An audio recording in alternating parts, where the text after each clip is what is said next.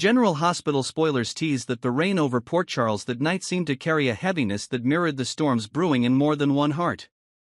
Willow Tate sat alone in her apartment, the soft hum of the refrigerator the only sound in the room.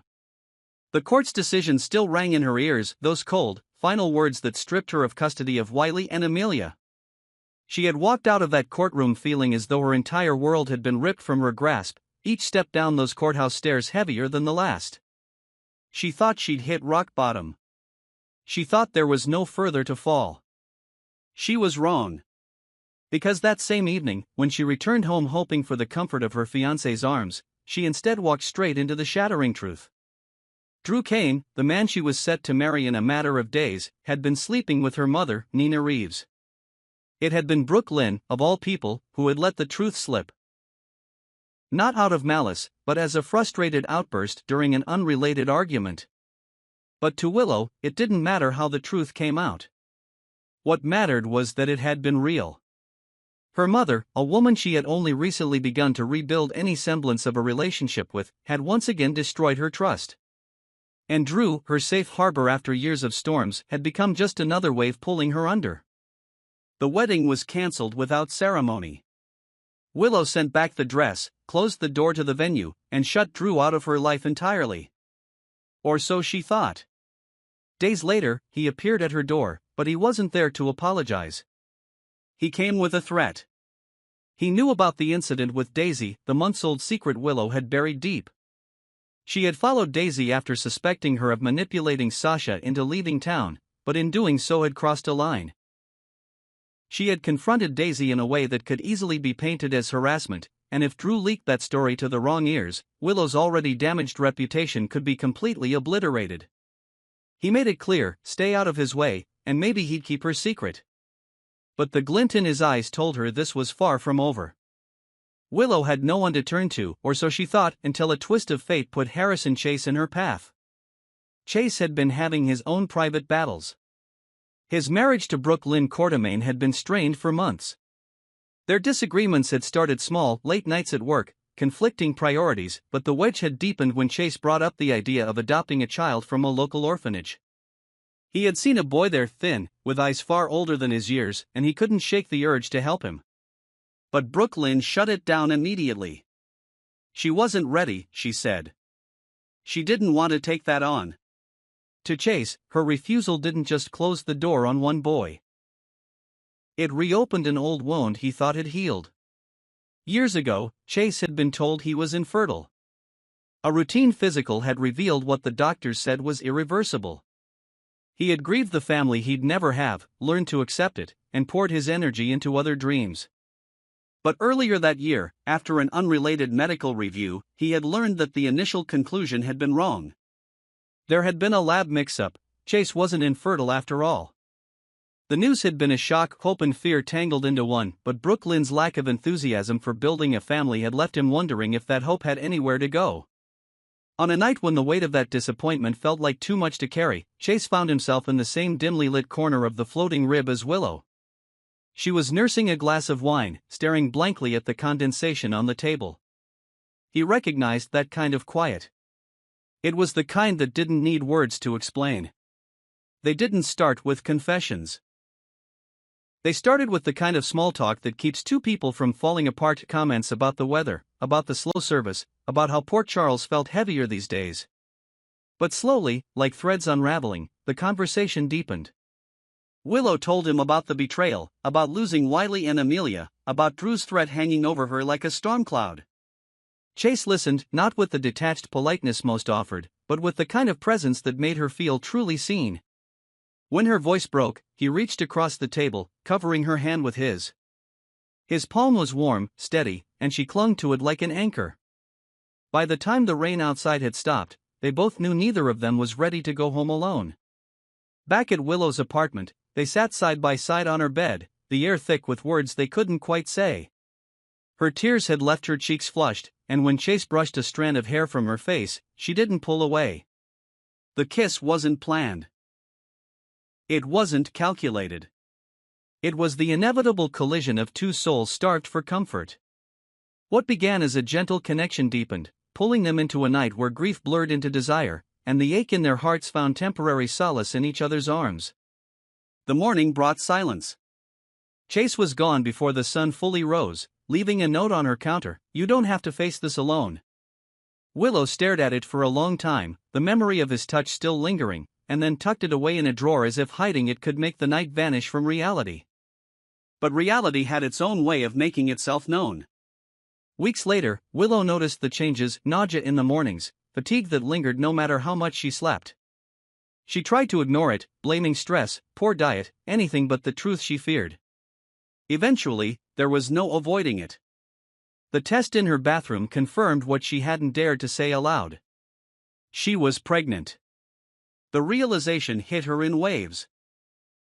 Shock, fear, and something else she hadn't expected. Against all the chaos of her life, a quiet flicker of hope had sparked. She knew, without a doubt, the father was Chase. The man who had once believed he could never have children had unknowingly created life with her. When she told him, he went pale at first, his eyes searching hers as if trying to determine if she was certain. Then, slowly, the corners of his mouth lifted into something that looked like both joy and disbelief. He confessed that he'd been told years ago he couldn't have children, and that learning it had been a mistake had thrown his world into confusion. But this was clarity. This was proof that life could still surprise him in the most unexpected ways. Yet even as they shared that moment of fragile joy, shadows gathered around them. Brooklyn's reaction was a question they didn't dare answer yet.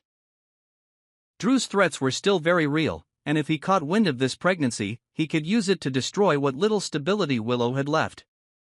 And there was the larger question neither of them voiced but both felt deeply: could something born out of one night of shared pain become the light they both needed, or would it only bring more fire to the storms already raging around them? The answer, they both knew, was coming whether they were ready or not. The days that followed Willow's confession to Chase were a strange mix of quiet wonder and gnawing dread. For Chase, the news still didn't feel real. He found himself waking in the middle of the night, sitting at the edge of his bed with his hands pressed to his face, thinking about the years he had spent believing he would never be a father. He could still hear the sterile tone of the doctor who had once looked him in the eye and said, "I'm sorry, Harrison, but you won't be able to have children." It had been delivered like a verdict, a cold fact carved into stone. He had accepted it because there had been no other choice. And then, earlier that year, came the phone call from the hospital explaining that a lab error had been discovered in old files, a mix-up that had falsely branded him infertile. It had been surreal, learning that his body had been capable all along. At the time, he'd wondered if it was even worth hoping again. Brooklyn hadn't wanted children yet, and the thought of pressing her on it had seemed like a sure way to widen the cracks in their already strained marriage.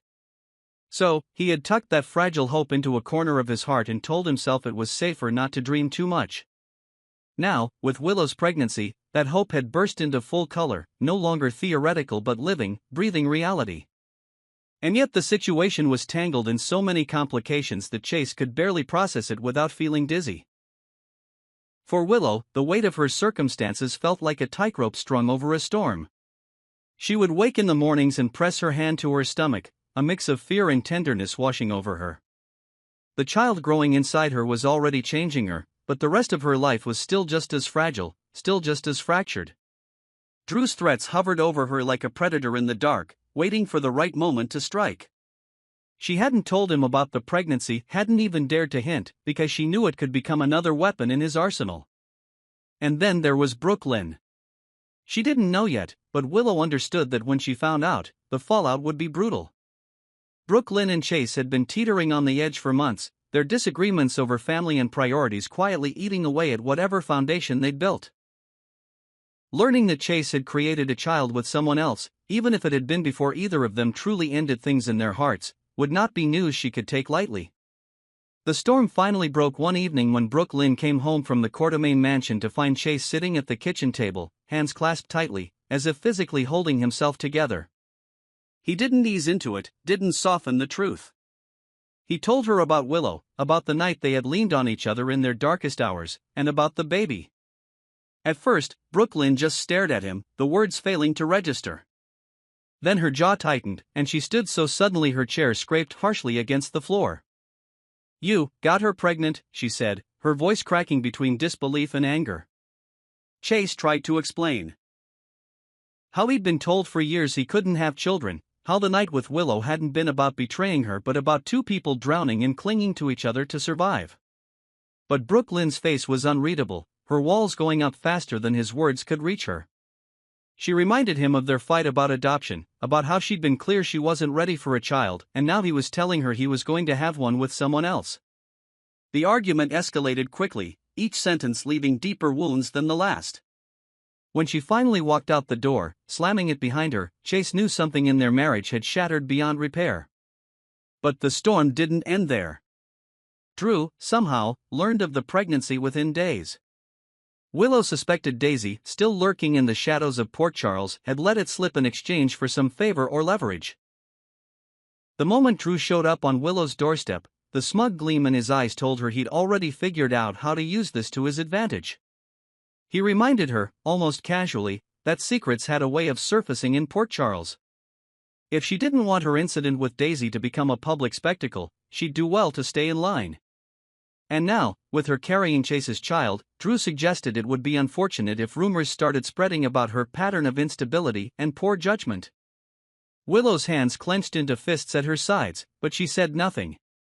She had learned that with men like Drew, silence was sometimes safer than defiance, at least until you could find a way to strike back. Still, inside, a quiet fury was beginning to burn. Chase, meanwhile, was caught between wanting to shield Willow and needing to face the crumbling remains of his marriage. He knew Brooklyn well enough to understand that her silence since their argument wasn't a sign of calm.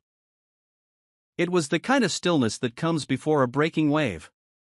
She might walk away quietly, or she might return with every ounce of Quartermain fire in her veins, ready to scorch the earth. In the days that followed, Willow and Chase began to spend more time together, not in a whirlwind of romance, but in the slow, deliberate way two people build trust in the aftermath of chaos. Chase would take her to her doctor's appointments, sitting beside her in the waiting room with a quiet protectiveness that made her feel safer than she had in weeks. She found herself telling him things she hadn't shared with anyone else, her fears about being a good mother again, the guilt she still carried over losing Wiley and Amelia, and the dread that somehow Drew would take this child away from her too. And though neither of them said it aloud, there was an unspoken awareness between them that this baby was a second chance, not just for Willow, but for Chase too. A chance to rewrite the story he'd been told about himself years ago in that doctor's office, when he'd been handed a false sentence of infertility. A chance to believe again in a future he'd once thought impossible. But as word of their connection began to ripple through Port Charles, it became clear they wouldn't be able to protect this fragile new life from the reach of others for long. Brooklyn was still out there, silent but surely plotting her next move. Drew's shadow loomed closer with each passing day. And Daisy. Daisy had a way of slithering back into the picture when least expected, her motives never as simple as they appeared. The question wasn't whether the truth would come to light. It was what would be left of all of them when it did. By the end of the week, the air in Port Charles felt charged, like the seconds before a lightning strike. Brooklyn finally broke her silence, not with a private conversation, but with a public confrontation. She cornered Chase outside the Metro Court, her eyes sharp and her tone sharper, demanding to know if he planned to play house with Willow while their marriage was still legally intact. Every passerby slowed just enough to catch the edge of the drama, and Chase's attempts to pull her aside only made her voice rise. "You could have told me the truth before I heard it from someone else," she said, and that one sentence stopped him cold. She hadn't heard it from him, she'd heard it from Drew. That revelation landed like a punch to the chest. Drew had been the one to leak the news, and now Chase could see exactly how calculated it had been. By letting Brooklyn find out this way, Drew had managed to stoke the fire between them, making sure Chase's personal life stayed messy while he kept his grip on Willow's fear. When Chase finally caught up with Willow that night, she looked paler than usual, her hands resting protectively over her stomach. She admitted Drew had shown up again, this time hinting that he could help her secure custody of her unborn child, but only if she made certain concessions. Though he hadn't spelled them out, Willow didn't need to hear the details to understand his meaning. She could see the manipulation in his eyes, the same quiet cruelty she'd once tried to ignore. Chase listened, his jaw tight, his fingers curling around hers. He remembered all too well the years he had spent believing he was broken, that fatherhood was a door forever closed to him. He had been wrong then, and he refused to let Drew make Willow believe that motherhood was a privilege she could only keep if she surrendered her freedom. But they both knew they were surrounded. Brooklyn's anger wasn't cooling, it was hardening into something deliberate. Drew's reach was long and subtle, his threats never loud enough to leave proof but sharp enough to wound. And somewhere in the shadows, Daisy was stirring again. Sasha's absence from town had given her space to move unseen, but whispers had started about her return. If she came back, she would bring trouble, because Daisy never returned empty-handed, she returned with ammunition. One night, while Chase walked Willow home from a late appointment, they passed by the park and saw a lone figure sitting on a bench beneath the dim glow of a street lamp. The sight made Willow's breath catch. Even from a distance, she recognized the posture, the tilt of the head. Daisy. She didn't move as they approached, didn't even pretend to be surprised. She just smiled faintly, as if she had been waiting for them. "Congratulations," Daisy said softly, her eyes flicking to Willow's stomach before rising back to her face. "News travels fast in Port Charles." It wasn't a threat, not directly, but Willow felt the weight of it all the same. She and Chase exchanged a glance, each silently wondering the same thing. How long before Daisy decided to cash in on whatever she thought she knew? By the time they got to Willow's door, they both understood the same bitter truth: the fight to protect this child wasn't just about biology or custody.